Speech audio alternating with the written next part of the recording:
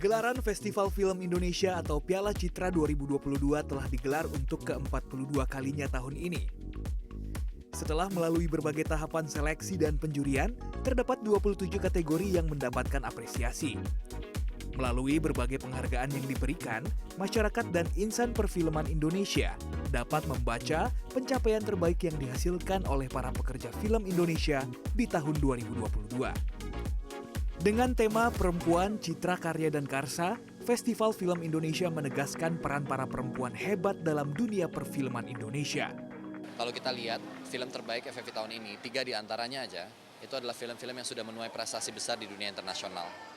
3-tiganya kebetulan memiliki produser perempuan.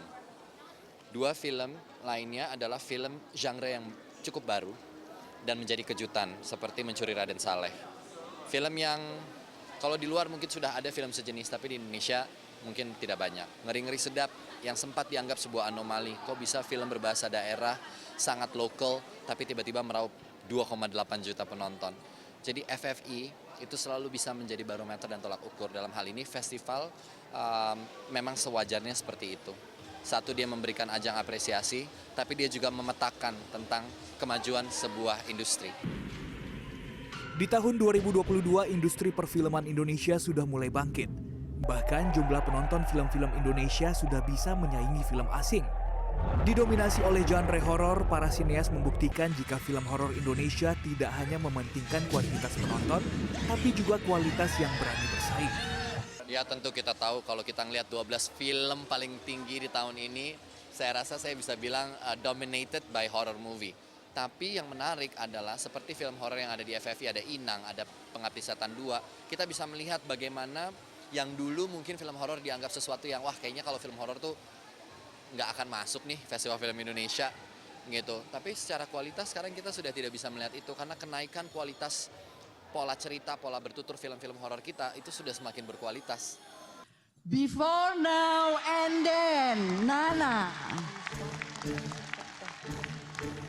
Film Before, Now, and Then, Nana menjadi salah satu film yang membawa pulang beberapa piala citra tahun ini. Film garapan Kamila Andini yang dibintangi oleh Happy Salma dan Laura Basuki ini menyabet piala untuk nominasi film cerita panjang terbaik FFI 2022. Film ini juga memenangkan beberapa kategori lainnya seperti penyunting gambar terbaik, penata musik terbaik, pengarah artistik terbaik, dan pengarah sinematografi terbaik. Saya sih berharap kemenangan ini juga bisa mengajak lebih banyak lagi pembuat film untuk bicara tentang cerita-cerita kita, tentang bahasa-bahasa kita, tentang keluarga-keluarga kita dan karakter kita. Mungkin tak perlu begitu, tapi ia pasti akan senang. Selain Before, Now, and Then, film seperti Dendam, Rindu Harus Dibayar Tuntas juga memenangkan beberapa kategori, seperti sutradara terbaik, penulis skenario adaptasi terbaik, penata busana terbaik, pemeran utama pria terbaik yang dimenangkan oleh Martino Leo, dan pemeran utama perempuan terbaik yang dimenangkan oleh Ladia Sheryl. Dalam kesempatan ini, mendiang aktris Rima Melati juga dianugerahi Lifetime Achievement atas pengabdian dan kerja kerasnya di industri perfilman Indonesia.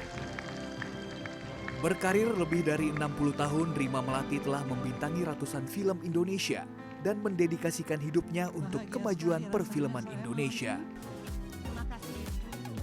Sejak pertama kali diselenggarakan pada 1955, Festival Film Indonesia digagas sebagai barometer perkembangan kualitas perfilman Indonesia. Dalam perkembangannya, perfilman Indonesia saat ini sedikit demi sedikit mulai menunjukkan taringnya di negeri sendiri maupun kancah internasional. Namun pasti, masih ada banyak harapan yang tersimpan untuk kemajuan perfilman Indonesia. Aku berharap semoga lebih banyak lagi yang menerima film-film Indonesia supaya kita juga bisa memberikan genre yang lebih variatif ke depannya. Saya merasa makin ke sini film Indonesia betul-betul sudah bisa jadi tuan rumah di negerinya sendiri, dan itu membanggakan luar biasa. Ada semakin banyak pilihan, genrenya semakin berkembang, talent-talent atau bakat-bakat mudanya juga semakin banyak. Industri film Indonesia makin maju. Makin maju itu tidak hanya asal ngomong aja, tapi kita lihat dari bukti. Bisa terbukti di tahun ini film Indonesia merajai bioskop dengan jumlah penonton yang luar biasa fantastis. Genrenya juga semakin bervariasi. Nggak cuma drama, nggak cuma horor, tapi ada heist, kemudian ada juga superhero, dan kualitasnya juga makin kece. Walaupun masih memiliki banyak catatan, namun perfilman Indonesia sudah semakin maju dari tahun ke tahun. Kita sebagai anak bangsa juga memiliki andil besar dalam kesuksesan film-film ini. Maka tidak ada salahnya untuk selalu mendukung sineas dalam negeri dalam membuat karya. Jaya selalu perfilman Indonesia. Tim Liputan CNN Indonesia.